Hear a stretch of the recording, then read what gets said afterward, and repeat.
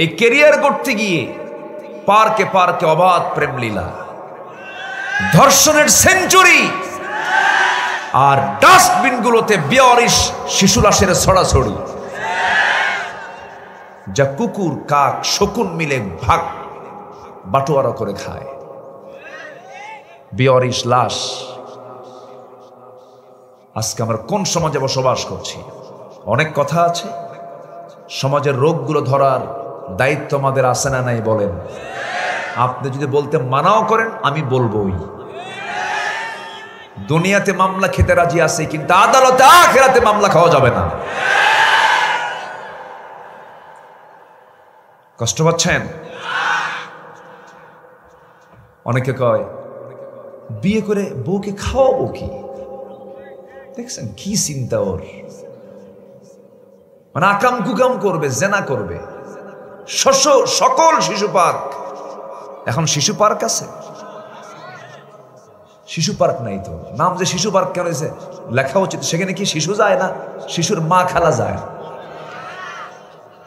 লেখা উচিত কি মা খালা পার্ক, ঠিক কিনা? এই নোংরামি গুলো চলছে আজ। আল্লাহ তুমি এগুলো থেকে আমাদেরকে বাঁচাও। জোরে বলে আমিন। তাহলে ভূমিকম্প হবে না হবে না? হবে। একটা বরকতময় অনুষ্ঠান, বিয়ে, সেখানে আজকে হারাম কাজের ছড়াছড়ি, হারাম কাজের ছড়াছড়ি। যখন বেহাপনা বেড়ে যাবে,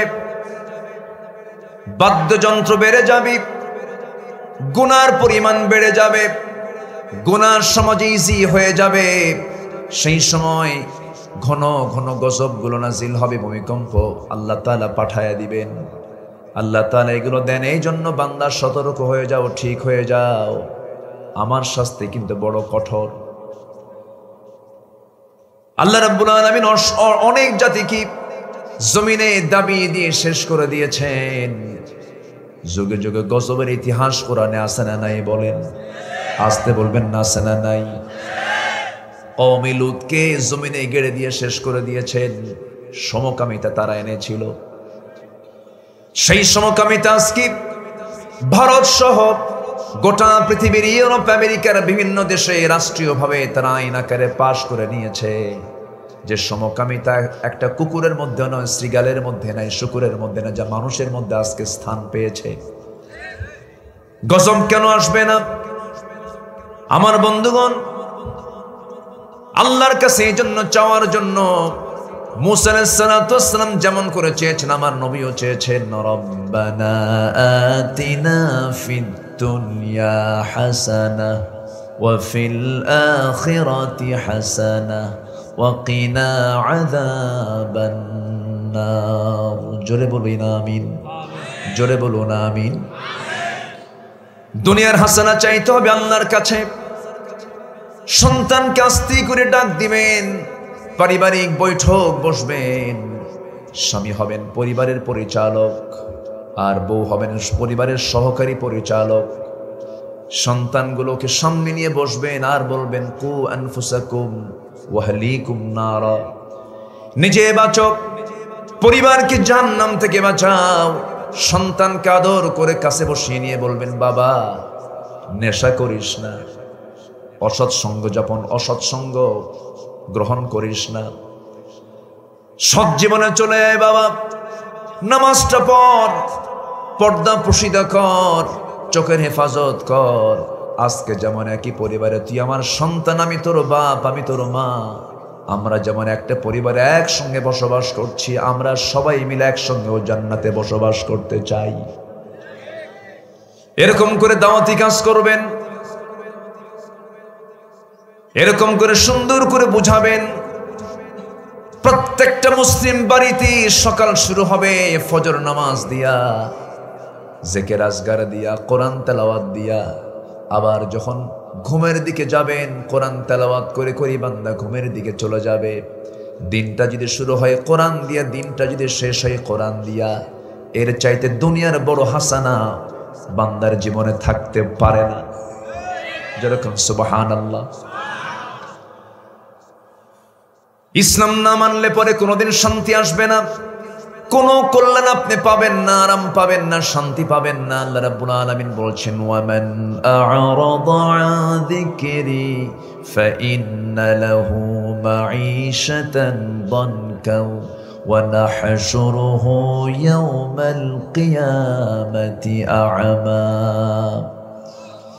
قال رب لم حشرتني أعمى وقد كنت بصيرا قال كذلك أتتك آياتنا فنسيتها وكذلك اليوم تنسى جربون الله أكبر যে বান্দা আমার জিকির থেকে দূরে থাকবি, জিকির মানে হলো কোরআন, কিন্তু আমার দেশে জিকির মানে অন্য কিছু বুঝায়।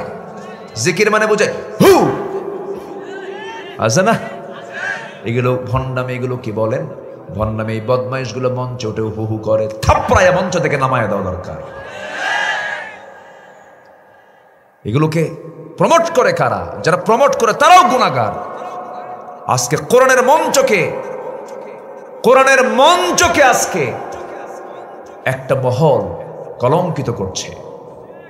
আসতে বলবেন না, জোরে বলুন ঠিক কি না? মঞ্চকে কলঙ্কিত করছে। আয়াত বোঝে না, হাদিস বোঝে না, নাসানাসি করে আর ফালাফালি করে। কোরআনের মঞ্চ কোনো কৌতুক, নাটক আর যাত্রার মঞ্চ নয়। আয়াত নাই, হাদিস নাই, কিচ্ছু নাই, খেলে হাসায়। আছে না? আসে না নাই? আমার নবীজি ওয়াজ করতেন, নবীজির ওয়াজের ফলাফল হলো সাহাবে কেরাম শুনতেন আর চোখের কোনা বেয়ে টপ টপ করে পানি পড়ত। আমার নবীজির ওয়াজের তাসির ছিল এটা। আর আজকের কিছু কিছু ওয়াজের তাসির হলো মানুষ হাসতে হাসতে পেট ফেটে যায়। আমি কি ভুল বলছি?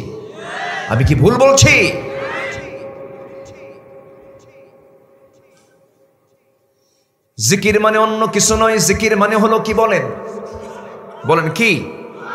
জিকির মানে হলো কোরআন। আল্লাহ রাব্বুল আলামিন এই কিতাবের পরিচয় জিকির দিয়ে বলেছেন, ফাআইনা তাযহাবুন ইন হুয়া ইল্লা যিকরুল লিল আলামিন। বান্দারা তুমি কোথায় যাও, কোথায় দৌড়াও? সবচেয়ে বড় জিকির তোমার জন্যই কিতাব। এই কিতাবের সঙ্গে সম্পর্ক আছে বেশি যার, আল্লাহর নৈকট্য হাসিল আছে তার। এই কিতাবের সঙ্গে সম্পর্ক যার বেশি হবে, গাঢ় হবে, শয়তান তার সঙ্গে সঙ্গ দিতে পারবে না, শয়তান তার কাছে আসতে পারবে না। শয়তানের থেকে বাঁচার জন্য একমাত্র অবলম্বন হলো কোরআনটাকে কাছে নিয়ে থাকা, কোরআনটাকে বোঝার জন্য চেষ্টা করা, কিরাআত, তিলাওয়াত, দিরাসাত, তাদাব্বুর সবগুলোকে টিকে রাখা। কোরআনকে বুঝতে হবে, জানতে হবে।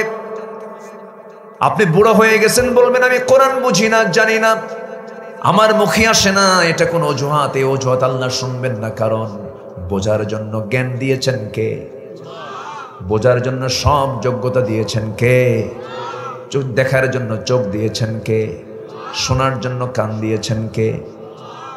শোনার জন্য কান দিয়েছেন, দেখার জন্য চোখ দিয়েছেন, বোঝার জন্য অন্তর দিয়েছেন। আল্লাহ বলছেন, বান্দারে এগুলো দিয়েছি, বান্দা তুই আমাকে আগে সবার আগে চিনবি, কারণ আমি তোকে বানিয়েছি, আমি তোকে সৃষ্টি করেছি, তোর প্রাণ আমার হাতে, আমি তোকে কন্ট্রোল করি। বান্দা সব চেনার আগে বান্দা তোর দায়িত্ব হলো আমাকে আগে চেনা। আল্লাহকে আমরা আগে চিনব। সবাই বলেন কুল হুয়াল্লাহু আহাদ। বলেন কুল হুয়াল্লাহু আহাদ আল্লাহুস সামাদ লাম ইয়ালিদ ওয়া লাম ইউলাদ ওয়া লাম ইয়াকুল লাহু কুফুয়ান আহাদ। আল্লাহ দুই না এক, আল্লাহ দুই না এক, আল্লাহ পরনির্ভর না স্বনির্ভর। আল্লাহর কারো লাগে নাকি? আমেরিকার প্রেসিডেন্টের কি লাগে না? আসতে কয় লাগে না? একা পারে না, ওকে বানায়। নেটো লাগে, ইউএন লাগে, জাতিসংঘ লাগে, অমুক বন্ধু লাগে, ইসরায়েলকে লাগে, একা একা চলতে পারে না, কিন্তু আমার আল্লাহর চলতে গেলে কাউকে লাগে নাকি? আসতে লাগে নাকি? ইলাহা কয়জন? দুজন হলে লাফাসাদাতা, গন্ডগোল লেগে যেত, সমস্যা হয়ে যেত। আমার আল্লাহ পূর্বের মালিক, পশ্চিমের মালিক, উত্তরের মালিক, দক্ষিণের মালিক, সাত আকাশের মালিক, সূর্যের মালিক, চাঁদের মালিক। এই মালিকানায় কারো কোনো অংশ, আসতে বলবেন না, অংশ নাই। সবার আগে আমরা চিনবো কাকে? আসতে বলবেন না, কাকে চিনবো?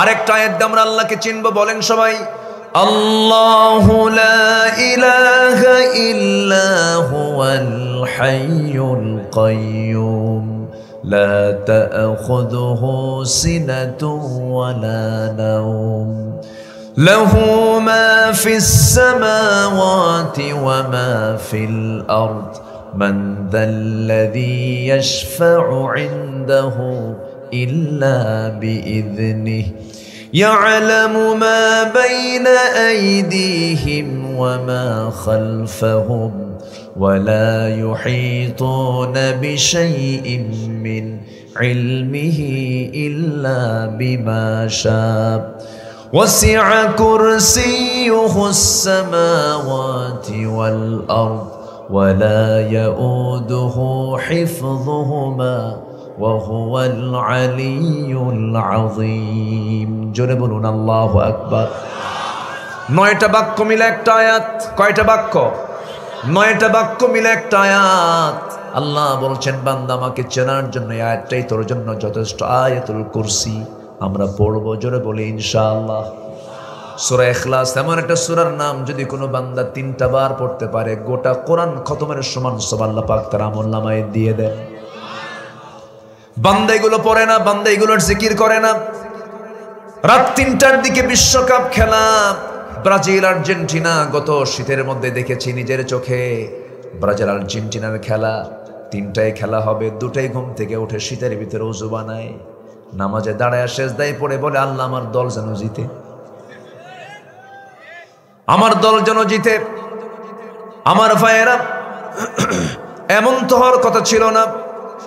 সবার আগে আমরা আল্লাহর সঙ্গে সম্পর্ক তৈরি করার চেষ্টা করব। আমি আল্লাহর কাছেই ছিলাম, আল্লাহর কাছে আবার ফিরে যাব। এই জন্য আল্লাহ রাব্বুল আলামিন বলছেন, আমার জিকির থেকে যারা নিজেকে গুটিয়ে রাখবে, ফাইন্না লাহু মাঈশাতান দানকা, তার জন্য আমি দুনিয়ার জীবনকে আমি সংকীর্ণ করে দেব। সে শান্তি পাবে না। বাচ্চা থাকবে, ছেলে মেয়ে থাকবে, সব থাকবে, কিন্তু একটা ইয়াবা খায় আর একটা গাঁজা খায়।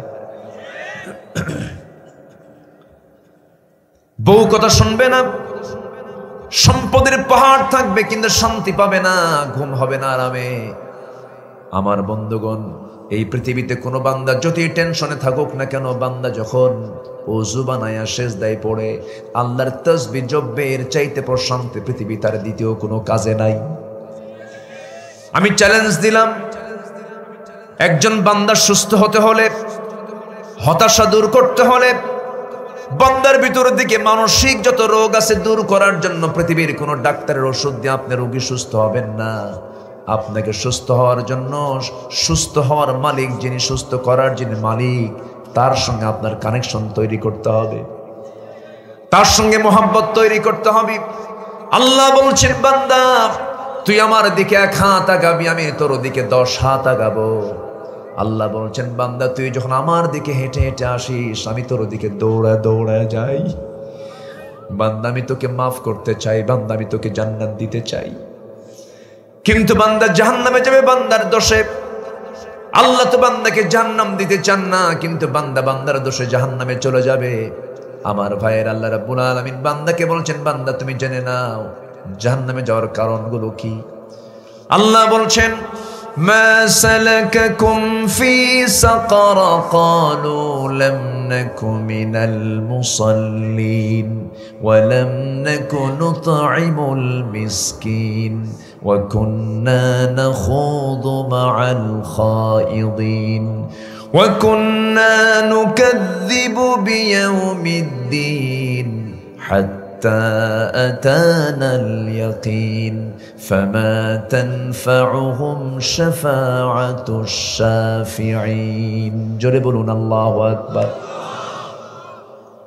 জাহান্নামীরা জাহান্নামে কেন? প্রশ্ন করা হবে, ও জাহান্নামীরা, আজকে সাকার নামক দোজখে তোমরা কেন? জাহান্নামীরা বলবে, 4টা কাজ আমরা করে আসি নাই। কি কি বলো? তারা বলবে, আজান শুনেছি, নামাজ পড়ি নাই।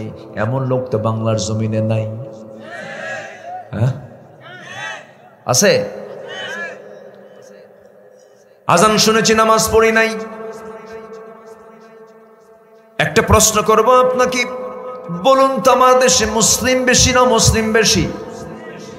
মুসলিম বেশি। এখন যদি আমি প্রশ্ন করি, আমার দেশে নামাজি মুসলিম বেশি না বেনামাজি মুসলিম বেশি? বেনামাজি আবার মুসলমান, বেনামাজি আবার মুসলমান। যদি আমি প্রশ্ন করি, এই দেশে দাড়িওয়ালা মুসলমান বেশি না দাড়ি ছাড়া মুসলমান বেশি?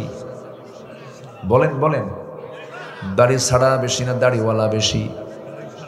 দাড়ি কাটা বেশি, ঠিক কিনা? দাড়ি ছাড়া বললে ভুল হবে, দাড়ি কাটা বেশি। তাহলে নামাজ হলো গুণ, আর দাড়ি হলো সিরাত, সুরাত। দাড়ি হলো সুরাত, নামাজ হলো সিরাত। সুরাতও নাই, সিরাতও নাই। যদি এখন বলি, আমার দেশে বিড়ি খাওয়া লোক বেশি না বিড়ি ছাড়া লোক বেশি? বলেন ভালো করে। কি বিড়ি, কি বিড়ি, এগুলা কি নাসির চলে না?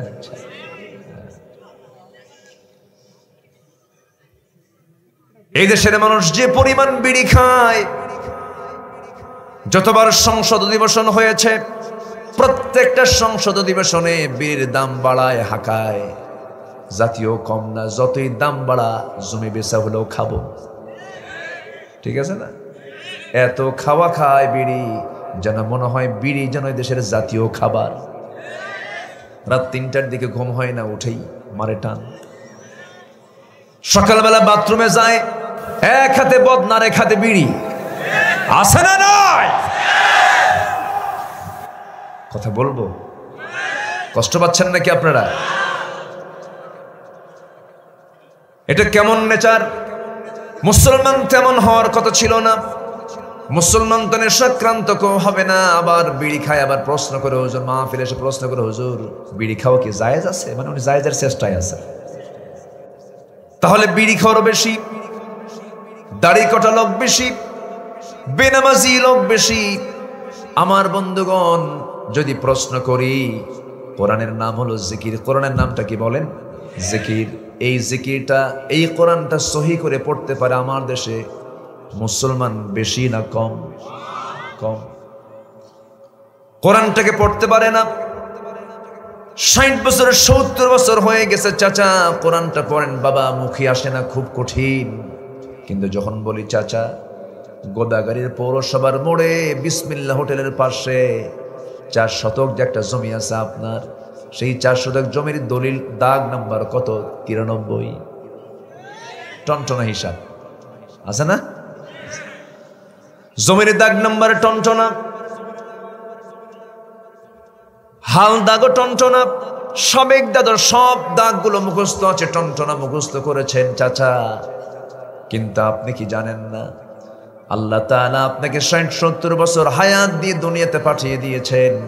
এর আপনার দাগ নাম্বার মুখস্থ জানা থাকলো, কিন্তু সর্বনিম্ন জান্নাত আল্লাহ রাব্বুল আলামিন দিবেন। সর্বনিম্ন জান্নাত হবে 10টা পৃথিবীর মতো একটা জান্নাত। সেই জান্নাতের দাগ নাম্বার মনে হয় নাই। আসতে বলেন কেন? আছে না নাই? কোথায় আছে? কোথায় আছে? কোরআনে আছে। দাগ নাম্বার গুলো খুঁজে খুঁজে বের করে জান্নাতটা তালাশ করতে হবে। জান্নাত এমনি এমনি পাওয়া যাবে না।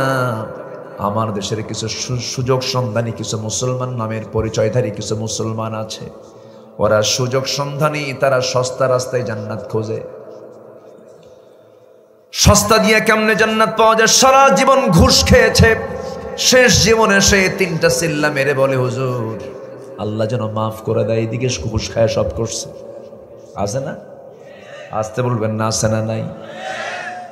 সুদের কারবার করে কোটি কোটি টাকার মালিক হয়ে শেষ জীবনে সে বাবার সম্পত্তি কিছু জমি বেচে, জমি বেচার টাকা দিয়ে হজে যায়। ও জানে সুদের টাকা দিয়ে হজ হবে না। কি ফতুয়া দেখেন, কি কি চিন্তা দেখেন। আছে না? আছে না?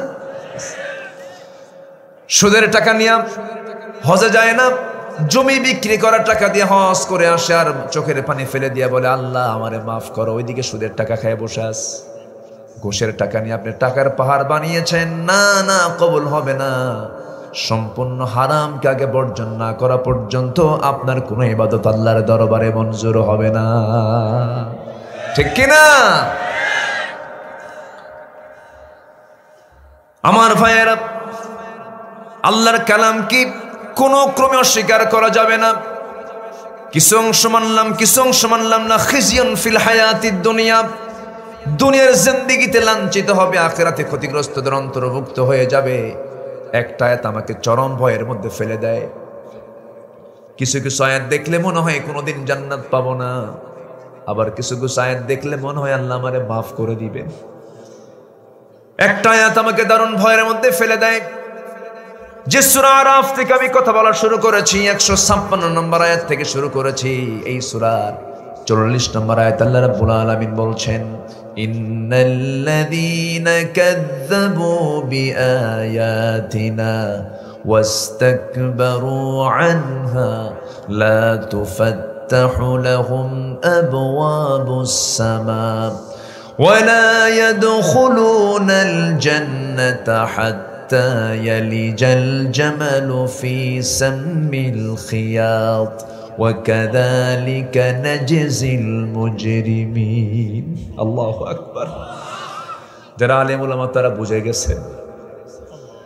আল্লাহ বলছেন কি রাগ তিনি করেছেন, কি ক্রোধ তার মধ্যে প্রকাশ পেয়েছে। তিনি রাগ করে বলছেন, শোনো বান্দারা, যারা আমার আয়াতকে যারা অস্বীকার করবে, মিথ্যা প্রতিপন্ন করবে, ওয়াস্তাকবারু আনহা, এবং অহংকার করে কিতাব থেকে যারা দূরে সরে যাবে, লা তুফাত্তাহু লাহুম আবওয়াবুস সামা, তাদের জন্য আসমানের কোনো দরজাই আমি আল্লাহ কখনো খুলবই না,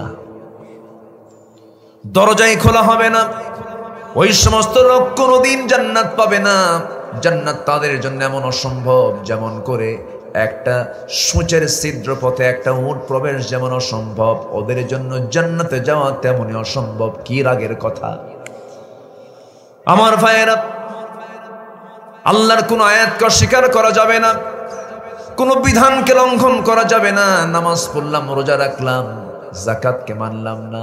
নামাজ পড়লাম, রোজা রাখলাম, আমি আল্লাহর পথে দিন কায়েমের জন্য সংগ্রাম করতে হবে, এটা মানলাম না।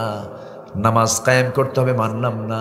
আমার কোনো ইবাদত মঞ্জুর করবেন না। তিনি আমার কে? বলেন, তিনি কে? আল্লাহ। আমার ভাইয়েরা, আমার আল্লাহ তাআলার রহমত দরকার না গজব দরকার? আমাদের কি দরকার বলেন? রহমত দরকার। রহমত যদি পেতে চাই, তিনটা গুণ আমরা অর্জন করব। নাম্বার 1 হলো আমরা মুত্তাকি হয়ে যাব। জোরে বলেন ইনশাআল্লাহ। আস্তে আস্তে বলেন, জোরে বলুন ইনশাআল্লাহ। আমরা মুত্তাকি হব। আমরা ভয় করব কাকে? আজান শুনলেই কোথায় যাব? আস্তে বলেন, আজান শুনলেই কোথায় যাব? মসজিদে। ইমানদারের লক্ষণ হলো আজান শুনলেই সে ছটফট করবে, খেলে নড়াচড়া করবে, বিছানায় ঘুম হবে না। আজান শুনলেই তার কাছে মনে হবে কাঁটা যেন তার পিঠে ঢুকায়া দিচ্ছে। আসসালাতু খায়রুম মিনান নাওম, ঘুম থেকে নামাজ উত্তম, ঘুম থেকে নামাজ উত্তম। যদি কোনো বান্দা রেগুলার ফজর নামাজটা পড়তে পারে, চোখের জ্যোতি নষ্ট হবে না। সুবহানাল্লাহ বলেন। হেঁটে হেঁটে যাবে, ডায়াবেটিস হবে না। 24 ঘন্টার ভিতরে সবচেয়ে নির্মল বাতাস যে সময় বয় প্রবাহিত হয়, সেটা হলো ফজরের সময়। শিশির ভেজা রাত্রি, সুবহে সাদেকের সময়। বুরিকাল উম্মতি ফি বুকুরিহা, আমার নবীজি বলেছেন আমার উম্মতের বরকতময় সময় হলো সকাল সকাল। ঘুম থেকে উঠো, নামাজে যাও, বরকত পাবা। কিন্তু আমার দেশে শুধু নয়, গোটা বিশ্বায়নের দিকে আপনি যদি তাকান, মানুষ এখন রাতে ঘুমায় না, সকালে ঘুমায়। বরকত পাবেন কেমনে? বরকত তো সব হেরে গেছে। Early to bed, early to rise, এই কথা আমরা ইংলিশে প্রবাদ জানি না। না, এই কথা বলেছেন মুহাম্মদ সাল্লাল্লাহু আলাইহি ওয়াসাল্লাম। রাসূল সবার আগে ঘুমিয়ে পড়তেন। ঈশার নামাজ পড়ে কোনো কাজকে তিনি পছন্দ করতেন না, কারাহাত ছিল তার কাছে। ঈশার নামাজ পড়ে তিনি একটু আরামে চলে যেতেন। উঠতেন সবার আগে, শেষ রাতে তিনি উঠতেন, কারণ আল্লাহ রাব্বুল আলামিন তার ব্যাপারে বলেছেন ওয়া মিনাল লাইলি ফাতাহাজ্জাদ বিহি নাফিলাতাল লাক আসা আন ইয়াবআসাকা রাব্বুকা মাকামান মাহমুদা। জোরে বলুন আল্লাহু আকবার। আমার নবীজি কোন রাত তাহাজ্জুদ বাদ দিতেন না এবং কোন দোয়ার ভিতরে আমার নামের দোয়াও বাদ দিতেন না। একদিন আম্মা জান আয়েশা বলছেন হুজুর আপনি আমার জন্য দোয়া করেন। রাসূল বলছেন আল্লাহ আমার আয়েশার আগের পরের সব গুনাহ তুমি আল্লাহ মাফ করো। আম্মা জান আয়েশা সিদ্দিকা খুব খুশি হয়ে গেলেন। রাসূল বলছেন আয়েশা কিছু বলতে চাও নাকি? হুজুর আপনি আমার জন্য আজকে যে দোয়াটা করেছেন জীবনের শ্রেষ্ঠ আনন্দ আমি আজকে ফিল করছি, আপনি আমার জন্য কি সুন্দর দোয়া করলেন। রাসূল বলছেন আয়েশা রে, এই দোয়া শুধু তোমার জন্য নয়, আমার উম্মতের জন্য সব সময় এই দোয়াটাই করি, আল্লাহ আমার উম্মতের আগের পরের সমস্ত গুনাহ তুমি আল্লাহ মাফ করে দাও। আমার ভাইরা, নবীজিও আমার প্রতি খুব দরদ রেখেছেন, খুব মোহাব্বত করেছেন, সারা জীবন দুনিয়াতে বসে বসে কেঁদেছেন, কবরে শুয়ে শুয়ে কাঁদতেছেন। হাসরের দিন সবাই বলবে নফসি নফসি, আমার নবী বলবেন উম্মতি উম্মতি। কিন্তু সেই উম্মতটা যদি নামাজ না পড়ে নবীজির সুপারিশ তার কপালে আসে নাকি? আসতে বলবেন না আছে নাকি? কোন নেতৃত্ব মানতে যাও যুবকরা যে নেতৃত্বে নামাজ নাই? ঠিক কিনা? যে নেতৃত্বে নামাজ নাই, যে নেতৃত্বে চরিত্র নাই, যে নেতা তোমার হাতে ইয়াবা তুলে দেয়, যে নেতা তোমার হাতে অস্ত্র তুলে দেয়, যে নেতা তোমার হাতে মদের বোতল তুলে দেয়, যে নেতা তোমার হাতে নারী তুলে দেয়, যে নেতা তোমাকে সেনার জন্য বলে, ওই সমস্ত নেতৃত্বের মুখে আমরা থুতু মারি। রাজি আছেন কারা কারা? হাত উঁচু করে দেখান মুসলমান।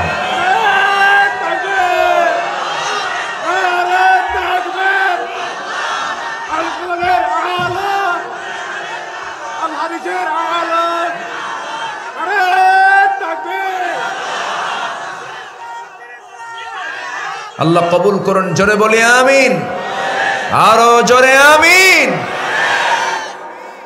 ওরা আবার বলে আমরা কি কোরআন বুঝি না, আমাদেরকে উল্টা বুঝায়, আমরা কি কোরআন বুঝি না। ওরা বলে আগামীকাল ঈদুল আজহার জানাজা নামাজ,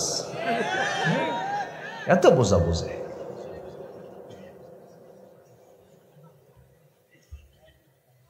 কথা বলবো? আল্লাহর কসম করে বলি আমি কোন দলীয় এজেন্ডা নিয়ে এখানে আসিনি। কোরআন সামনে নিয়ে বলছি, কার গায়ে লাগলো আর কার গায়ে লাগলো না এটা দেখলে তো আমার ঈমান থাকবে না।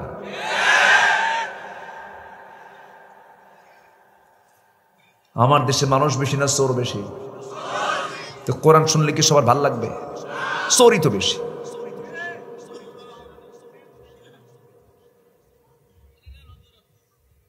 মসজিদ কমিটির সভাপতি সুদ খায়, সেক্রেটারি মদ খায়, ক্যাশিয়ার ঘুষ খায়, কি করবেন আপনি? মসজিদে আজান হয়, কমিটির লোক যা তাস খেলে, আছে না? আছে না? আছে কিনা বলেন? তো কোন দিন কথা বলবেন আপনি? কোন দিন গর্জে উঠবেন আপনি? খতিব খুতবা দেয়, হঠাৎ করে একদিন বলে ফেলছে লা তাকুলুর রিবা দুআফাত মুদাআফা, চক্রাকারে সুদ খায়ও না। তো এই কথা বলতে বলতে সে আবার তাকাইছিল সভাপতির দিকে, ও সুদ খায়। নামাজ শেষান্তে সভাপতি এসে বলতেছে হুজুর সুদের বিরুদ্ধে ওয়াজ করছেন, ভালো কথা, কোরআন শরীফে আসছে ভালো, কিন্তু আপনি আমার দিকে চায় থাকলেন কেন? কথা কি বুঝতেছেন? কথা কি বুঝতেছেন? উচিত ছিল খাঁটি ইমানদার যারা তারা একতাবদ্ধ হয়ে ওই সমস্ত অযোগ্য লোকগুলোকে পথ থেকে গাঢ় ধরে বের করে দেওয়া। মান রাআ মিনকুম মুনকারান ফালিগাইয়িরহু বিয়াদিহি। কোন দিন করবেন আমরা? কোন দিন শিখবো আমরা? তা'মুরুনা বিল মা'রুফ ওয়া তানহাউনা আনিল মুনকার। কোন দিন শিখবো আমরা? সব তো শেষ করে দিল। বলে আমরা কি কোরআন বুঝি না? কি বোঝা বোঝে দেখে ওরা, কোরআন বোঝে কানার মতো। এক কানা গেছে মসজিদে নামাজ পড়তে, আজান হয় নাই, ইমামের সঙ্গে কথা বলতে বলতে লাগছে গন্ডগোল, চরম বাকবিতণ্ডা, আজান হয়ে গেছে, নামাজে দাঁড়াইছে ইমামের কাজ পায় না, নামাজের মধ্যে সূরা ফাতিহার পরে এমন একটা আয়াত বলছে যে আয়াতের অংশ হলো ওয়া কানা মিনাল কাফিরিন। কানা মনে মনে কয় তুই আমারে কাফের কইলি। দেখেন কি বোঝা বুঝলো, রাগে গোসায় ফেটে পড়ে বাড়িতে চলে গেছে। সেকেন্ড দিন আবার নামাজে আসছে মাগরিবের, ইমাম দাঁড়াইছে নামাজে মুসাল্লায়, কানাও পিছনে দাঁড়াইছে মুক্তাদি হয়ে। যিনি ইমাম তার আবার একটা পা হলো খাটো ন্যাংরা সাইজের, তা আগের সন্ধ্যায় যে সূরা পরের সন্ধ্যায় সেই সূরাই। আবার যখন কানার কানে যখন এই আওয়াজ আসছে ওয়া কানা মিনাল কাফিরিন, নামাজের মধ্যে নিয়ন্ত্রণ হারিয়ে উল্টা লোকমা ওয়াল ল্যাংরানা মিনাল ফাসিকিন।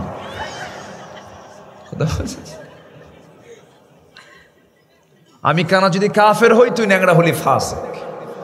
ওরা কোরআন বোঝে ওই কানার মতো, ঠিক কিনা? এত বোঝা বোঝো সুদ খাও কেন? এত বোঝা বোঝো নামাজের পরিবেশ তৈরি করো না কেন? প্রত্যেক মুসলমানের জন্য নামাজ পড়া কি? আরো জোরে বলেন কি? ফরজ। সেই নামাজ আজকে হেলায় খেলায় ছেড়ে দেয়, অথচ আমার নবীর শেষ বাক্য ছিল নামাজ। আসসালাত আসসালাত আইমা মালাকাত আইমানুকুম। আমার নবী নামাজের কথা বলেই দুনিয়া থেকে বিদায় নিয়েছে, আর তার উম্মত আজকে নামাজ পড়েন। হেলায় খেলায় নামাজ ছেড়ে দেয়, জিকির করবেন না, নামাজ পড়বেন না, কোরআন পড়বেন না, দুনিয়ার জীবন সংকীর্ণ হয়ে যাবে। এই জন্য মুসা আলাইহিস সালাতু ওয়াস সালাম এই দোয়া চেয়েছেন, আল্লাহ দুনিয়ার হাসানা আমারে দাও, আখিরাতের হাসানা তুমি আমারে দাও। হাসানা পেতে হলে, কল্যাণ পেতে হলে নামাজের দরকার আছে না নাই? আসতে বলবেন না, আছে না নাই? নামাজ পড়বো আমরা কয় ওয়াক্ত? নামাজ না পড়ে কি মুত্তাকি হওয়া যায় নাকি?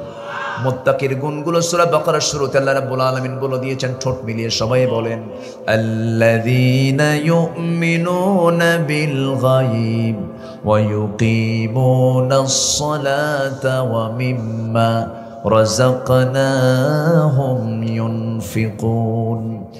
والذين يؤمنون بما أنزل إليك وما أنزل من قبلك وبالآخرة هم يوقنون أولئك على هدى من ربهم وأولئك هم المفلحون جنبون الله أكبر الله رب العالمين বলছেন মুত্তাকি কারা? যারা অদৃশ্যকে বিশ্বাস করবে, আল্লাহকে দেখা যায় না কিন্তু আমরা বিশ্বাস করে নিয়েছি আল্লাহকে দেখা যায় নাকি? আসতে বলে, দেখা যায় নাকি? দুনিয়াতে কেউ দেখতে পেয়েছেন নাকি? একজন নবী দেখতে চেয়েও দেখতে পান নাই, সেই নবীর নামটা কি বলেন? 40 দিন সময় নিয়ে চলে গেলেন তুর পাহাড়ে, পারলেন না দেখতে। বলেন আল্লাহ আমার এই চক্ষু পারবে না, তোমাকে দেখতে পারলাম না। লান তারানি, আমাকে দেখতে পাবে না। কিন্তু মুসা বলেন আল্লাহ আমি তোমাকে দেখতে চাই, আমি দেখবই। পারলেন না। এই দুনিয়াতে জাগতিক জীবনে কোনো বান্দা তার চর্মচক্ষু দিয়ে আল্লাহকে দেখতে পাবে না, কারণ এই দুনিয়াতে আল্লাহর কিছু সৃষ্টি আছে দেখা যায় না। মাইক চলছে কিসের পাওয়ারে? বলেন। ইলেকট্রিসিটি এখানে আছে, বিদ্যুৎ আছে, বিদ্যুৎ দেখা যায় নাকি? যারা বলে যা দেখি না দু নয়নে মানিব না তাহা গুরুর বচনে, এই জাতীয় যারা কথা বলে যা দেখি না বিশ্বাস করি না, ওরা কি বিদ্যুৎ লাগাই দিবেন? দেখ আছে কি না বিদ্যুৎ দেখা যায়? এই যে মোবাইল তার আছে, তার দেখা যায়? ফোন আসে কেমনে, কথা বলেন কেমনে? এই যে মাঝখানে একটা শক্তি কাজ করছে, ইথান মধ্যাকর্ষণ শক্তি, এগুলো সব আল্লাহ তো দিয়ে দিয়েছেন, কিন্তু দেখা যায় না, কিন্তু আছে না নাই? বাতাস দেখা যায় নাকি? কিন্তু আছে না নাই? আল্লাহর কিছু সৃষ্টি যদি না দেখা যায় বিশ্বাস করি, আল্লাহকে দুনিয়াতে না দেখে বিশ্বাস করতে হবে। আমার বন্ধুগণ, প্রথমে আল্লাহ তাআলা বিশ্বাসের ক্ষেত্রে গায়েবের কথা বলে দিলেন, এরপরে বলছেন যারা নামাজ কায়েম করবে, যারা আমার রিজিক দাও, আমার দেওয়া রিজিক থেকে কিছু অংশ আমাকে দেবে, কিতাবকে যারা মানবে, আখিরাতকে যারা মানবে, আল্লাহ বলছেন এই সমস্ত বান্দাগুলো আমার পছন্দের বান্দা, এরা হলো মুত্তাকি। জোরে কান সুবহানাল্লাহ। এবং শেষ ফিনিশিং দিয়েছেন, এরা হলো সফল কাম। আমি যে দুইটা আয়াত তেলাওয়াত করেছি তার শেষ আয়াতের ফিনিশিং হচ্ছে উলাইকা হুমুল মুফলিহুন, এরা হলো সফল কাম। চালাক লোকগুলো কারা আর বোকা লোকগুলো কারা, তাদের তালিকা কোরআনে আছে না নাই? চালাক লোকগুলো কারা? আল্লাহ রাব্বুল আলামিন উলুল আলবাব বলে বিভিন্ন জায়গায় সম্বোধন করেছেন। যেমন এক জায়গায় বলছেন আল্লাযীনা ইসতামিউনাল কাওলা ফায়াত্তাবিউনা আহসানা উলাইকাল্লাযীনা হাদাহুমুল্লাহ ওয়া উলাইকা হুম উলুল আলবাব। জোরে বলুন আল্লাহু আকবার। চালাক কারা? الذين يذكرون الله قياما وقعودا وعلى جنوبهم ويتفكرون في خلق السماوات والأرض ربنا ما خلقت هذا باطلا سبحانك فقنا عذاب النار। جربون الله أكبر। উলুল আলবাব কারা? ইন্না ফি খালকিস সামাওয়াতি ওয়াল আরদি ওয়াখতিলাফিল লাইলি ওয়ান নাহার লাআয়াতিন লিউলিল আলবাব। জোরে বলুন আল্লাহু আকবার। ডান পাশে বাম পাশে বড় আলেমী দিন দুজন বসে আছেন, আমি তো আয়াত বাদ দিতে পারতেছি না। আয়াত বেশি বললে বরকত কম না বেশি? আসতে পারে বরকত কম না বেশি? আয়াত ছাড়া ওয়াজ আমার দেশে আসে না নাই? ঘন্টার পর ঘন্টা ওয়াজ করে 20-25টা শের মারে, এমন শের মারে ও নিজেও বোঝে না, জনগণ বোঝে, খালি কান্দে। আসেন এরকম আছে না? হাজার লাইনের শের আর আল্লাহর কালামের একটা আয়াত, আয়াতের দামই বেশি। শ্রোতাদের উচিত একজন আলোচক আলোচনা যখন শুনতে বসেন হাতের কড়াগুলো গুনবেন যে উনি কয়টা আয়াত বললেন আজকে। আয়াত যত বেশি হবে বরকত তত বেশি হবে। আমার বন্ধুগণ, অনেক মা বোন মাহফিল আসছেন, ভাইরা মাহফিল আসছেন। দুনিয়ার যদি কল্যাণ পেতে চাই, মুত্তাকি আমরা হব। জোরে বলি ইনশাআল্লাহ। নামাজ পড়ব কয় ওয়াক্ত? আসতে বলবেন না, কয় ওয়াক্ত? একানা জামাতে বলেন, একানা জামাতে। বোঝে না না বুঝে, জেনে না না জেনে, সময় না সময়ে, তাড়াতাড়ি না আস্তে আস্তে, আস্তে আস্তে। কন্ডিশন ঠিক রেখে নামাজ পড়তে হবে, নামাজকে রেগুলার করতে হবে। আল্লাহ তাআলা নিজে বলছেন আমি 7 শ্রেণীকে আমার আরশে আজিমের ছায়া জায়গা দিয়ে দেব। যেরকম সুবহানাল্লাহ।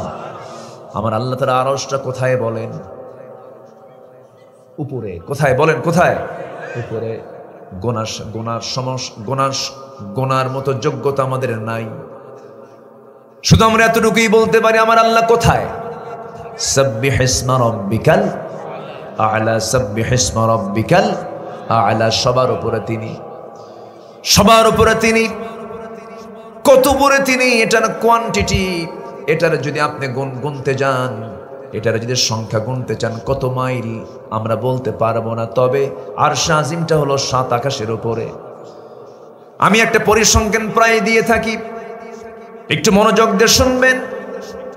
আমরা যেখানে বসে আছি এই জায়গা থেকে আমরা যদি সূর্যের দিকে তাকাই, সূর্যটাকে প্লেটের মতো দেখা যায়, রাতের বেলা চাঁদটাকে প্লেটের মতো দেখা যায়। কিন্তু এই সূর্য পৃথিবী থেকে শুধু বড় নয়, 13 লক্ষ গুণ বড়। আবার এই সূর্য থেকে মিটি মিটি করে চাঁদের পিছনে জ্বলে থাকা কিছু জোনাকির মতো কিছু তারকা দেখা যায়। এই তারকাগুলো সূর্যের চেয়ে এত বড়। বেটেল জুইস নামে একটা তারকা আছে, সূর্যের চাইতে 33 কোটি গুণ বড়। আবার ওই তারকাগুলো এত বড়, একটা দুইটা তারকা নয়, মহান রব্বুল আলামিন এক একটা গ্যালাক্সির মধ্যে 300 বিলিয়ন করে তারকা রেখে দিয়েছেন। এমন কিছু তারকা আছে যে তারকার আলো আজ পর্যন্ত পৃথিবীতে পৌঁছে নাই, অথচ আলোর গতি প্রতি সেকেন্ডে 1,86,000 মাইল। আমার বন্ধুগণ, সেই তারকার আলো এখন আসে নাই পৃথিবীতে। এই তারকাগুলো আল্লাহ রাব্বুল আলামিন রেখে দিয়েছেন। মানুষ তো চাঁদ দেখেছে, চাঁদের দেশে গেছে, মানুষ তো মঙ্গল গ্রহে গেছে, শুনলাম মঙ্গল গ্রহে মানুষ নাকি জায়গাও কিনতেছে, ওই জায়গায় গিয়ে থাকবে। থাক আমার বন্ধুগণ, যদি এখন মানুষ যদি বলে চাঁদ দেখলাম, মঙ্গল গ্রহ দেখলাম, এখন একটু তারকার দেশ দেখতে যাব, সূর্যের কাছে তো যাওয়া যাবে না, পুরো শেষ হব। তারকার দেশে যাব, দুনিয়ার কোনো বিমান, দুনিয়ার কোনো হেলিকপ্টার দিয়ে চড়ে আপনি কখনো যেতে পারবেন না, তবে চেষ্টা করা যেতে পারে নভোযান দিয়া। একটা নভোযান আছে, লেটেস্ট আপডেট নভোযান, তার নাম হচ্ছে অ্যাপোলো 11, যার ঘন্টার গতি হলো 39,000 কিলোমিটার। 39,000 কিলোমিটার ঘন্টায় যার গতিবেগ। এই গতিবেগে চড়ে যদি কেউ রওনা দিয়ে দেয়, সেই তারকার দেশে সে ঘুরতে যাবে। দূরের তারকা নয়, সবচেয়ে নিকটবর্তী তারকা প্রক্সিমা সেন্ট্রায় যদি কেউ যেতে চায়, এই দুনিয়া থেকে ওই প্রক্সিমা সেন্ট্রাই পর্যন্ত ঘন্টায় 39,000 কিলোমিটার বেগেও যদি রওনা দিয়ে দেয়, তারা যেতে সময় লেগে যাবে 1,15,000 বছর মাত্র। যাবেন কারা কারা? হাত তোলেন। হ্যাঁ, কারা কারা? হাত সম্ভব? বাঁচবো কোন দিন, যাবো বাঁচবো কয়দিন, যাবো কোন দিন? সম্ভব নয়, সম্ভব নয়, কোয়াইট ইম্পসিবল, কখনো সম্ভব নয়। আল্লাহ বলছেন, বান্দারে এই তো মহাশূন্য, এরপর আছে মহাকাশ, 7টা আকাশ। আমি তোর জন্য আকাশের দরজা খুলে দেব। আল্লাহু আকবার বলেন। আমি তোকে আরশ আজিমের ছায়ে জায়গা দিয়ে দেব। 7টা শ্রেণীর মধ্যে আল্লাহ তাআলা আমাদেরকে শামিল করুন। জোরে বলে আমিন, আরো জোরে আমিন। এই হাদিসটা খুবই দামি হাদিস, খুবই দামি হাদিস। এর মধ্যে 1 নম্বর হলো ওই সমস্ত বান্দাকে আরশ আজিমের ছায়ে জায়গা দিবেন যারা দুনিয়ার জিন্দেগিতে যারা সঠিক বিচার করতে পেরেছে। বিচারপতির দাম আল্লাহর কাছে সবচেয়ে কম না সবচেয়ে বেশি? আল্লাহ বিচারক। আল্লাহ কি? সিবগাতাল্লাহ ওয়া মান আহসানু মিনাল্লাহি সিবগাহ। আল্লাহ বিচারক, বান্দাও বিচারক। মালিক ইয়াউমিদ্দিন, বিচার দিবসের মালিক কে? আলাইসাল্লাহু বিহকামিল হাকিমিন, তিনি কে? আল্লাহ তাআলা। বান্দা যদি বিচার করতে নিয়ে আল্লাহকে সাক্ষী রেখে যদি ন্যায় বিচার করে, আল্লাহ বলছেন, বান্দারে এই সঠিক বিচার করার জন্য আমি তোকে 1 নম্বর তালিকায় রেখে দিয়া আরশ আজিমের ছায়ায় তোকে আমি জায়গা দেব। যা, জোরে বলেন সুবহানাল্লাহ। মুত্তাকির এগুলো হলো গুণ। আল্লাহ তাআলার রহমত 3 শ্রেণীর জন্য। কয় শ্রেণীর জন্য বলেন? এর মধ্যে 1 নম্বর শ্রেণী হলো তাকওয়া। আল্লাহ রাব্বুল আলামিন সূরা আরাফের 156 নম্বর আয়াতে বলছেন, কি সুন্দর করে বলছেন, ফাসাকতুবুহা লিল্লাযিনা ইয়াত্তাকুন, যারা মুত্তাকি তাদের জন্য আমি আল্লাহর রহমত রেখে দিয়েছি। জোরে বলেন সুবহানাল্লাহ। আমার ভাইয়েরা, তাকওয়া কাকে বলে?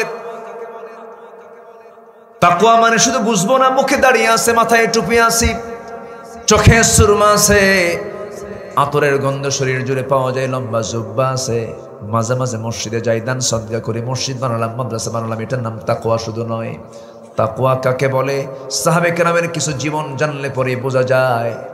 একজন সাহাবী ছিলেন অত্যন্ত দামি সাহাবী, 2 নম্বর খলিফা, তার নাম কি বলেন? বলেন সবাই, বলেন। প্রশ্ন করছি কেন জানেন? প্রশ্ন করলে ঘুম ধরে না, প্রশ্ন করলে ঘুম ধরে না। আপনি জানেন না তা না, জানেন, যে প্রশ্ন করলে একটু মনোযোগিতা বাড়ে। 2 নম্বর খলিফার নাম কি? ওমর। আমাদের ক্লাস করা খুব কঠিন।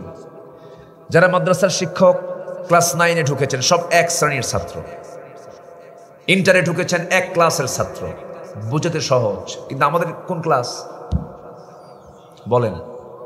অবাল বৃদ্ধ বনিতা, শিশু থেকে বুড়া পর্যন্ত। এটা জটিল কিন্তু এই ক্লাসটা নেওয়া, সব দিক ব্যালেন্স করে কথা বলতে হয়। বেশি কঠিন কথা বললে বোঝে না অনেকে, আবার বেশি সহজ কথা বললে জ্ঞানী মানুষকে হুজুর কি ওয়াজ করে। খুব কঠিন, ব্যালেন্স করে কথা বলতে হয়। আবার লোকজন উঠে গেলে বেকায়দা, তখন তো মাথা ঠিক থাকে না। আমাকে সময় দেবেন তো নাকি? সময় দেবেন তো? জোরে বলি ইনশাআল্লাহ। দ্বিতীয় খলিফার নাম কি? ওমর। অনেকদিন আগে এক মাহফিলে বললাম, ওমরে ফারুককে চিনেন কে? সামনে থেকে এক ছোট্ট বাচ্চা দাঁড়ায় বলে, হুজুর আমি চিনি। কে? আমাদের বাড়ির দোতলায় ভাড়া থাকে। বুঝলেন? সাইয়েদনা ওমর ফারুক রাদিয়াল্লাহু তাআলা আনহু, যার নাম শুনলে রোম পারস্য থরথর করে কাঁপতো। আল্লাহু আকবার বলবেন না? তৎকালীন দুনিয়ার সুপার পাওয়ার ছিল রোম পারস্য। যেরকম এখন আমেরিকা, ইউরোপ, তেমনি সুপার পাওয়ার ছিল পারসিক এবং রোমক শক্তি। গুলিবাতির রুম, আল্লাহ তাআলা সূরা রোম নামে একটা সূরা নাজিল করেছেন। তো এই রোম পারস্যের যারা সম্রাট ছিল তারা থরথর করে কাঁপতো ওমরের নাম শুনলে পরে। আল্লাহু আকবার। কেন কাঁপতো? তার চেহারা দেখে? তার ক্ষমতা শুধু দেখে না, তার তাকওয়া দেখে কাঁপতো। আল্লাহু আকবার বলেন। লিল্লাযীনা ইয়াত্তাকুন, যারা মুত্তাকি হতে পেরেছে আমার রহমত তাদের জন্য বরাদ্দ। যেরকম সুবহানাল্লাহ। তিনি অর্ধ দুনিয়ার শাসনকর্তা। তার প্রতিবেশী একটা রাষ্ট্র আছে, সে রাজ্যের একজন রাজা ছিল জাবালা। কি নাম? জাবালা। এই জাবালা ওমরা করতে যায়। ওমরা করতে যাওয়ার সময় ওমরা করতে নিয়ে তোয়াফে জিয়ারা 7 বার তোয়াফ করতে হয়। এই তোয়াফ করতে নিয়ে হেরামের কাপড়ের সাথে এক দাস, সাধারণ একজন দাস, তার পায়ের সঙ্গে এটা পেঁচ লেগে তার হেরামের কাপড়টা শরীর থেকে পড়ে যায়। খেপে গিয়ে রাজা মানুষ তো মারছে থাপ্পড়। কিন্তু আল্লাহ তাআলা বলছেন, ফালা রাফাসা ওয়ালা ফুসুকা ওয়ালা জিদালা ফিল হজ। ইহরামরত অবস্থায়, হজরত অবস্থায় তুমি কখনো ফুসুকি কাজ করতে পারবে না, থাপ্পড় মারতে, এমনকি মশাও মারতে পারবে না। কিন্তু করছে কি? মারছে থাপ্পড়। এই ছোট্ট দাস হযরত ওমর ফারুকের দরবারে গিয়ে বললেন, খলিফাতুল মুসলিমিন রাজা জাবালা আমাকে থাপ্পড় মেরেছে ইহরামরত অবস্থায়। তাই? আচ্ছা ঠিক আছে। ডাকলেন, জাবালা তুমি নাকি এই দাসকে থাপ্পড় মেরেছো? হ্যাঁ মারবো না মানে? আমার ইহরামের কাপড়ে পা মারছে, একদম আমার গোটা শরীর খুলে গেছে, আমি থাপ্পড় মারছি। সাইয়েদনা ওমর ফারুক বললেন, তুমি শাসক, আমিও শাসক, কিন্তু শাসক এবং প্রজা আইনের ক্ষেত্রে সব কি? আস্তে, আইনের ক্ষেত্রে সব কি? আইন সবার জন্য সমান। তুমি যেমন করে তাকে থাপ্পড় মেরেছো, যে ওয়েটে, তোমার থাপ্পড়ের ওয়েট টের পাইছে যে থাপ্পড় খাইছে। দাস আমি তোকে অর্ডার দিলাম, যেমন জোরে তোর গাল যেতে থাপ্পড় মেরেছে, তুইও রাজা জাবালার গাল যেতে থাপ্পড় হাঁকায় দে। আল্লাহু আকবার বলেন। আইন সবার জন্য কি? লিল্লাযীনা ইয়াত্তাকুন। এটাই হলো তাকওয়া। মধু, রাষ্ট্রের কিছু মধু সাইয়েদনা ওমর ফারুক পেয়েছেন। প্রতিবেশী সহ মধু তিনি 1 বোতল নিয়ে আসছেন। এসে বলতেছেন, বউ, বউ বুঝলেন তো নাকি? এলাকায় কি কয়? না গিন্নি কয়? হ্যাঁ, গিন্নিও কয়। কারণ আপনাদের ভাষা তো অনেক সুন্দর। চাপায়ের ভাষা, রাজশাহীর ভাষা একদম সহি, যে ভাষার ভিতরে কোনো প্রকার খাতখুত নাই, নিখুঁত। বলি আলহামদুলিল্লাহ, ভাষা অনেক সুন্দর। ভাষা তো এদিক থেকেই গেছে মূলত। এই পাশে মুর্শিদাবাদ না, আর মুর্শিদাবাদ যেখানে নদিয়াও, সে নদিয়া থেকে ভাষাটার উৎপত্তি হয়েছে। জন্য ভাষাগুলো আপনারা ভালো লালন করেন। এই বেল্ট, চাপাই, এরপরে কুষ্টিয়া হয়ে মেহেরপুর, নড়াইল, নদিয়া, মুর্শিদাবাদ, এই বেল্টের ভাষাটা ভালো। রংপুরে যায় আর শেষ। বাড়ি কই? অংপুর। নাম কি? অসিত মিয়া। বুঝেন নাই? বাড়ি অংপুর, নাম হলো অসিত মিয়া, মানে রংপুরের রয় গেছে। সিরাজগঞ্জে দুন্ত স গেছে, বাড়ি কনে? হিরাজগঞ্জ, দুন্ত স নাই। নোয়াখালীতে গিয়ে প নাই, পানি কি কয়? হানি। আল্লাহ পাক হয় না, আল্লাহ ফাক। ভাষা ভাষাই। হেসে যায়, মানে এক দেশের ভাষা আরেক দেশের হাসা হয়ে যায়। বহুদিন আগে, আজ থেকে আরো 20 বছর আগে হবে, সিলেটের কোন একটা মাহফিল আমি গিয়ে খেতে বসবো, আমার একজন বলে হুজুর শুটকা গু খাবেন না ভিজা গু খাবেন? আমার কামই সারা। এই হলো ভাষা। ভাষার মালিক কে বলেন? কে ভাষার মালিক? তাহলে এলাকায় কি কয়? গিন্নি কয় না বউ কয়? বইয়ের কথা শোনেন আপনারা? বইয়ের কথা শোনেন? হ্যাঁ, কিছুই কয় না। বইয়ের কথা শোনেন না আপনারা? আপনি শোনেন না? শোনে তো, আমিও শুনি, উনিও শোনেন। বইয়ের কথা না শুনলে সংসার হবে? আস্তে সংসার হবে। অন্যের বউ না কিন্তু নিজের বউ, এটা যেন মনে থাকে। আবার এই যুবকরা মনে রাখছো তো, অন্যের বউ না কিন্তু। বইয়ের কথা কে না শোনে? আমিও শুনি। শুনেছেন মুহাম্মদ সাল্লাল্লাহু আলাইহি ওয়াসাল্লাম, লাকাদ খাশিতু আলা নাফসি ইয়া খাদিজা, আমি আমার জীবনের শঙ্কিত, আমি যেন মরে যাচ্ছি। আম্মা জান খাদিজা বলছেন, অসম্ভব, আপনার কোনো ক্ষতি পৃথিবীর কেউ করতে পারবে না। আপনি ইতিমের পাশে দাঁড়ান। কি সুন্দর করে পরামর্শ দিচ্ছেন। আল্লাহু আকবার। রাসূল সান্ত্বনা পেলেন। বউ তো বউ, বউটা যেন পরহেজগার হয়, জান্নাতের মাধ্যম হয়। আল্লাহ কবুল করুন, জোরে বলি আমিন। তো বইয়ের কথা সবাই শোনে। একটা ঘটনা মনে পড়লো আমার, জাস্ট একটা এক্সাম্পল। এক রাজা প্রজাদের মাঝে ঘোষণা করছে, যে প্রজা বইয়ের কথা শোনে তাকে একটা করে ডিম দেওয়া হবে, আর যে প্রজা বইয়ের কথা শোনে না তাকে একটা করে ঘোড়া দেওয়া হবে। সারাদিন চলে গেল, বইয়ের কথা শোনে না, কোনো লোকই খুঁজে পাচ্ছে না রাজা। সন্ধ্যার আগ দিয়ে এক বেচারি এসে বলতেছে, জাহাপনা, জীবনে কোনোদিন বইয়ের কথা আমি শুনি নাই। রাজা বলতেছে, আস্তা বলে যাও, একটা ঘোড়া নিয়ে চলে যাও। সে লাল ঘোড়া থুইয়া কালো একখান ঘোড়া নিয়ে চলে গেছে বাড়িতে। বউ বলতেছে, ঘোড়া আনলে কেমনে? ঘোড়া আমারে রাজা দিছে, উপহার দিছে। হ্যাঁ, তো উপহার নিয়ে আসবা ঘোড়া, তো কালো আনছো কোন, লাল আনতে পারো নাই? যাও, কালো ঘোড়া থুইয়া লাল ঘোড়া নিয়ে আসো। আচ্ছা ঠিক আছে। কি কথা কি বুঝতেছে? আবার ব্যাক করছে, ব্যাক করে বলছে, রাজা মশাই, ঘোড়া তো কালো নিয়ে গেছে, এটা ভুল হয়ে গেছে, ঘোড়াটা লাল লাগবে। কে লাল ঘোড়া তোর লাগবে এই কথা বললো কে? বউ আমারে শিখায় দিল। রাজা কয়, ঘোড়া থুইয়া ডিম নিয়ে যা।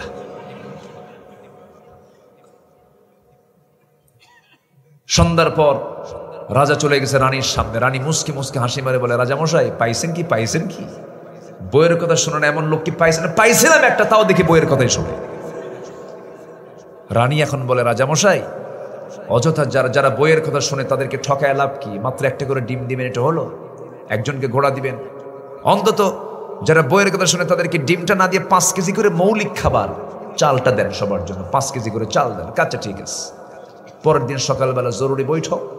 মন্ত্রী বৈঠকে বসে রাজামশাই বলতেছে, যারা বইয়ের কথা শোনে তাদেরকে আজকের থেকে ডিম না দিয়া 5 কেজি করে চাউল দেওয়া হোক। খাদ্যমন্ত্রী বলে, রাজামশাই, এই পরামর্শ আপনাকে দিল কে? আমার বউ আমারে শিখায় দিল। কি কথা কি বুঝতেছেন? রাজাও শোনে, প্রজাও শোনে। বউ তো বউ। সেইদিন ওমর ফারুক একদিন ভিতরে বসে আছেন, তার স্ত্রী তাকে, মানে কথোপকথন চলছে, একটু বাকবিতণ্ডা হচ্ছে। কাছারি ঘর আছে না, কাছারি ঘর এলাকায় কি বলে? হ্যাঁ, বৈঠক ঘর, ড্রয়িং স্পেস। ড্রয়িং স্পেসে বসে আছে একজন বিচার প্রার্থী, বইয়ের সঙ্গে তার গন্ডগোল। ওমরে ফারুকের কাছে এসে তিনি ফায়সালা নেবেন। এসে দেখেন ওমরের সাথে তার বইয়ের গন্ডগোল। ভাবলেন যে এখানে আর কি ফায়সালা নেব, যে ধমক মারতেছে খলিফাকে তাও কিছু কয় না, উনি আর কি বিচার করবেন? থুইয়া চলে যাচ্ছে। পিছন থেকে ডাক দিচ্ছেন, আগন্তুক এদিকে আসো। কি জন্য আসলে? কিছুই তো বললা না। যে সমস্যা আমার ঘরে, সেই সমস্যা আপনার ঘরেও। আমার বন্ধুগণ, ওমরে ফারুকের কথা বলছিলাম আমি। তাকওয়ার ব্যাখ্যা দিতে গেলে কিছু মুত্তাকি বান্দার জীবন নিয়ে টানতে হয়।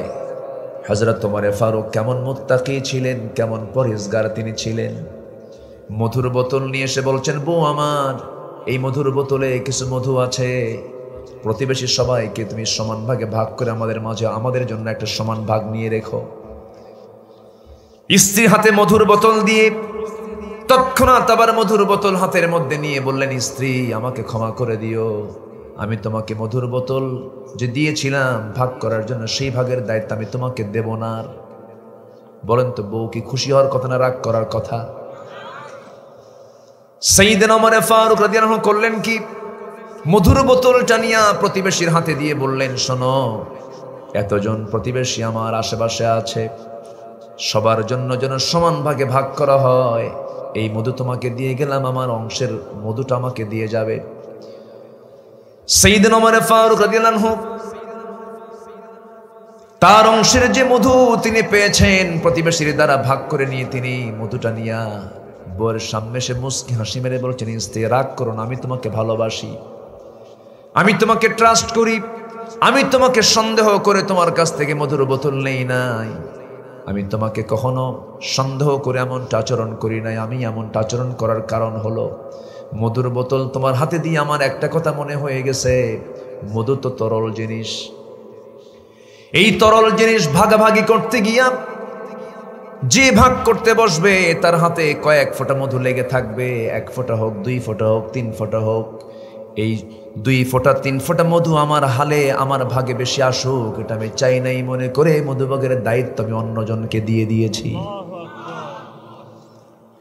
লিল্লাযীনা ইয়াত্তাকুন, আমার আল্লাহর রহমত তো এই সমস্ত মুত্তাকি বান্দার জন্য।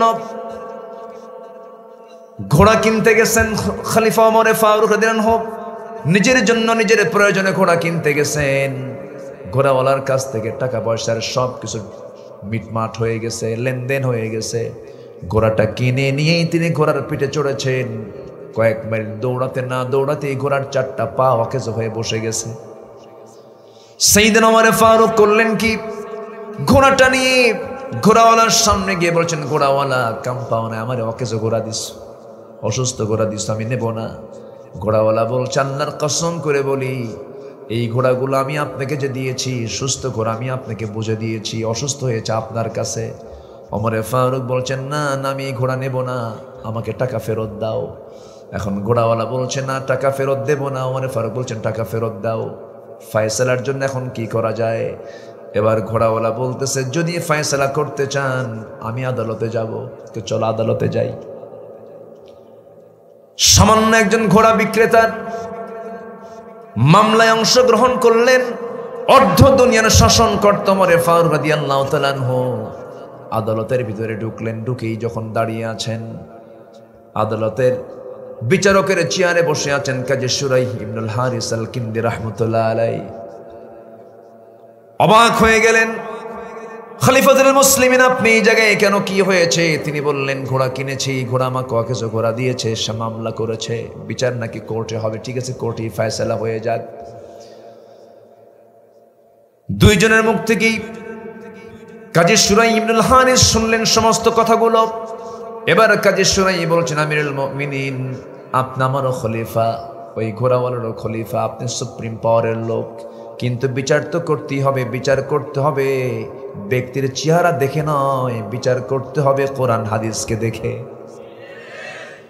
আপনি ওমর ফারুক খলিফাতুল মুসলিমিন, আজকে আপনার নামের কারণে আপনার পক্ষে রায় যাবে না, এই রায়টা আজকে সম্পূর্ণ চলে যাবে ঘোড়াওয়ালার পক্ষে। সাইয়েদনা ওমর ফারুক বলেন, আমাকে একটু বুঝিয়ে বলুন। কাজী শুরাইহ বলছেন, আমিরুল মুমিনিন, আপনি এখানে এখন কথা বলছেন, সুস্থভাবে এখান থেকে ফিরবেন তার গ্যারান্টি কি? গ্যারান্টি তো নাই। ঘোড়াও তো একটা প্রাণী, সে সুস্থ ছিল, আপনার কাছে লেনদেন হওয়ার পর অসুস্থ হয়ে পড়ছে, আপনি তাকে দোষারোপ করেন কেন? সাইয়েদনা ওমর ফারুক রাদিয়াল্লাহু আনহু একটা কথাও বললেন না। আদালত চত্বর থেকে সম্পূর্ণ একাকী সেখান থেকে খুশি মনেই বের হয়ে গেলেন। পরের দিন মজলিসে শুরার বৈঠকে সবাইকে ডাক দিয়ে বললেন, শোনো, অমুক আদালতে একজন বিচারক আছে, তাকে আঞ্চলিক বিচারক না বানায়া তাকে গোটা দেশের বিচারপতি বানানো হোক, কারণ সে সাহসী বিচারপতি, সে একজন খলিফার বিরুদ্ধে রায় দেওয়ার সাহস রাখে। আল্লাহু আকবার বলেন। খলিফার বিরুদ্ধে রায় দিল, তার পদ কমলো না বাড়লো? কমলো না বাড়লো? আর আমার দেশে যদি এরকম কিছু হয় তাকে পাগল বানায়। কি বানায়? পাগল। বিদেশ থেকে রাষ্ট্রের কিছু আপেল এসেছে, আপেল কিছু খাবার এসেছে। সেই খাবারগুলোর সামনে স্তূপওয়ালা বিশাল বড় একটা আপেলের কার্টুন চলে আসছে। এই আপেল থেকে একটা আপেল তার নিজের ছেলে, ছোট্ট ছেলে হাতের মধ্যে নিয়ে মুখের মধ্যে নিয়েছে। ওমরে ফারুক করলেন কি, সঙ্গে সঙ্গে মুখের মধ্যে নখ ঢুকায় দিয়ে জোর করে সে আপেলটা বের করে বলেন, মার কোলে যা। মার কাছে গিয়ে চিৎকার করে কেঁদে কেঁদে অভিযোগ দিচ্ছে, আব্বু আমার মুখ থেকে আপেলটা কেড়ে নিয়েছে। যখন খলিফা ওমর স্ত্রীর সামনে গিয়ে দাঁড়ালেন, বললেন, আমার স্বামী, আপেলটা ছোট্ট ছেলে বোঝে নাই, সে একটা নয় মুখে আপেল তুলে নিয়েছে, আপনি জোর করে এটা আবার বের করে নিলেন কেন? আমরা তো আপেল পাবোই কিছু। ওমরে ফারুক বলছেন, আপেল তো আমরা কিছুই পাবো, অবশ্যই পাবো, কিন্তু যে আপেলটা মুখে নিয়েছে সে আপেলটা কি তুমি পাবা তার নিশ্চয়তা আছে নাকি? আল্লাহু আকবার বলবেন না? এটার নাম তাকওয়া। এটার নাম কি? তাকওয়া। সাইয়েদনা ওমর ফারুকের ছেলে ঘোড়া কিনেছেন, ছোট্ট ঘোড়া কিনে বড় করে বিক্রি করবেন, দাম বেশি পাবেন। কিন্তু সেই ঘোড়াটা যে ঘাসটা খায়, সেই ঘাসটা হলো রাষ্ট্রের জায়গার ঘাস।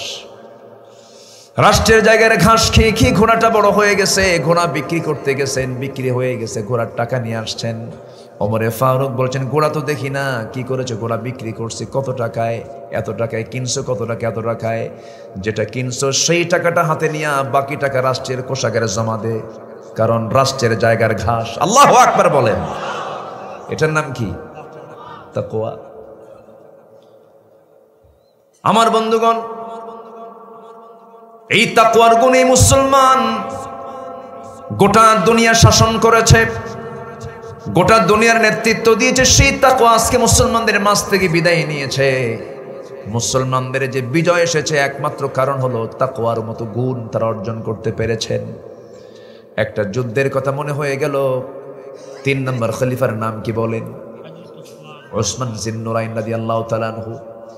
তার শাসনামলে তারাবেলাস নগরীর একজন রাজা জার্জিস, সেই জার্জিসকে মোকাবেলা করার জন্য আব্দুল্লাহ বিন সাদের নেতৃত্বে কিছু সৈন্য পাঠানো হলো। যুদ্ধ শুরু হয়ে যাবে, রাজা জার্জিস বলে ফেললো, মুসলমানদের সেনাপতি আব্দুল্লাহ বিন সাদের মস্তকটাকে যে হাজির করবে আমার সামনে, আমার নিজের সুন্দরী মেয়ের সঙ্গে তাকে বিয়ে দেবে, এমন অফার দিয়ে দিল। এইদিকে আব্দুল্লাহ বিন সাদ কি কোন এক মুজাহিদ বলে ফেললেন, ও আব্দুল্লাহ বিন সাদ, তুমিও প্রস্তাব দিয়ে দাও মুসলমানদের মাঝে, যে মুসলমান মুজাহিদ রাজা জার্জিসের মস্তকটা আমার সামনে হাজির করবে, রাজা জার্জিসের সুন্দরী মেয়ের সঙ্গে তাকে বিয়ে দেব।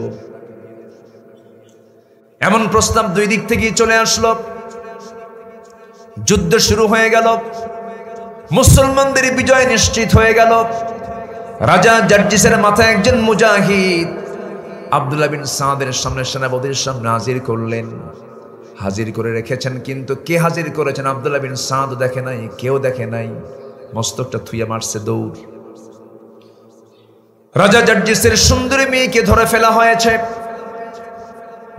গ্রেফতার করা হয়েছে, যুদ্ধবন্দী করা হয়েছে। আব্দুল্লাহ বিন সাদ বলছেন, কোন মুজাহিদ জার্জিসের মাথা কেটে এনেছো? একটা শর্ত তো জড়িয়ে দিয়েছি, রাজা জার্জিসের মেয়ের সঙ্গে তার বিয়ে হয়ে যাবে, নগদ কিছু স্বর্ণ মুদ্রা তাকে দেওয়া হবে। বারবার বলছেন, কিন্তু সেই মুজাহিদ সামনে হাজির হয় না। এমন সময় ওই রাজা জার্জিসের মেয়েটা দেখে ফেলেছে তার বাপকে কে মেরেছে, কে তরবারি দিয়ে আঘাত করে মস্তকটা কেটে নিয়েছে। সেই সুন্দরী মেয়েটা বলতেছে, ওই যে মুজাহিদ সামনে দাঁড়ানো, সেই তো আমার বাপকে দুনিয়া থেকে বিদায় করেছে। আব্দুল্লাহ বিন সাদ বললেন, ও মুজাহিদ, তুমি কেন নিজের অবস্থানকে গোপন করছো? কেন? তোমার তো প্রকাশ করার কথা ছিল, এত বড় তোমাকে অফার দেওয়া হয়েছে। সঙ্গে সঙ্গে মুজাহিদ বলছেন, ও আল্লাহর পথের সেনাপতি, দিনের পথের সেনাপতি, আল্লাহর কসম করে বলি, আমরা যুদ্ধ করতে এসেছি কোনো নারীকে পাওয়ার জন্য নয়, কোনো অর্থকে পাওয়ার জন্য নয়, আল্লাহকে পাওয়ার জন্য। জোরে বলেন সুবহানাল্লাহ। লিল্লাযীনা ইয়াত্তাকুন, এটাই হলো তাকওয়া। জুলাইবিব রাদিয়াল্লাহু তাআলা আনহু নতুন বিয়ে করেছেন, বিয়ে করেন নাই। তিনি রাসূল বলছেন, জুলাইবিব তুমি কি বিয়ে করবা নাকি? হুজুর বিয়ে দেবে কি আমার সাথে? একদিন নয়, দুদিন নয়, 3 দিন ধরে রাসূল তাকে প্রশ্ন করলেন, জুলাইবিব বিয়ে কি করবা না? আমার নবীজি কোনো যুবককে দেখলেই তার বিয়ের চিন্তা আগে করতেন মুহাম্মদ সাল্লাল্লাহু আলাইহি ওয়াসাল্লাম। তুমি কি বিয়ে করবা না জুলাইবিব? 3টা দিন বললেন, কিন্তু 3টা দিনই তিনি বলছেন, হুজুর বিয়ে করব কেমনে? আমার সঙ্গে কোন মেয়ের বাবা বিয়ে দিবে? আমি তো সুন্দর মানুষ না, কালো মানুষ। রাসূল বলছেন, চিন্তা করো না জুলাইবিব, তোমার বিয়ে হয়ে যাবে। নবীজি নিজে দায়িত্ব নিলেন, বিয়েটা হয়ে গেল। বিয়ে হয়ে যাওয়ার পর সঙ্গে সঙ্গে যুদ্ধের ডাক চলে আসলো। যুদ্ধে অংশগ্রহণ করলেন। যুদ্ধে অংশগ্রহণ করে তিনি শাহাদত বরণ করলেন। নবীর কানে সংবাদ চলে এলো, রাসূল গিয়ে দেখেন জুলাইবিব শাহাদত বরণ করেছে নতুন বউ ঘরে। জুলাইবিবের মৃত্যু দেখি নবীজি কেঁদে ফেললেন এবং সাহাবে কেরামকে বললেন, সাহাবীরা দেখো, আমার জুলাইবিব দুনিয়া থেকে বিদায় নিয়েছে। শুধু সে নিজেই শহীদ হয় নাই, 7 জন কাফেরের লাশ চতুর্দিকে ছিন্ন বিচ্ছিন্ন হয়ে পড়ে থাকা। রাসূল বলছেন, 7 জনকে জাহান্নামে পাঠায় আমার জুলাইবিব জান্নাতের পাকা হয়ে জান্নাতে উড়ে বেড়াতেছে। জোরে বলেন সুবহানাল্লাহ। আমার বন্ধুগণ, সবার উপরে কার মোহাব্বত? আসতে বলবেন না, কার মোহাব্বত? আল্লাহর মোহাব্বতকে প্রাধান্য দিতে হবে। আল্লাহকে সবার আগে বেশি মোহাব্বত করতে হবে, ভালোবাসতে হবে। আমার বন্ধুগণ, এরপর আল্লাহ রাব্বুল আলামিন বলছেন, মুত্তাকি কারা? নামাজ যারা ঠিক মতো আদায় করবে, ওয়া ইউকিমুনাস সালাত, যারা নামাজ কায়েম করবে। নামাজ পড়বো আমরা কয় ওয়াক্ত? আসতে বলবেন না, কয় ওয়াক্ত? একটু হাত তুলে দেখেন তো, 5 ওয়াক্ত নামাজ পড়বেন কারা কারা? জোরে বলি ইয়া আল্লাহ, আর জোরে বলি ইয়া আল্লাহ। আমাদেরকে 5 ওয়াক্ত সালাত আদায় করার তৌফিক তুমি আল্লাহ দিয়া দাও। জোরে বলি আমিন, আরো জোরে আমিন।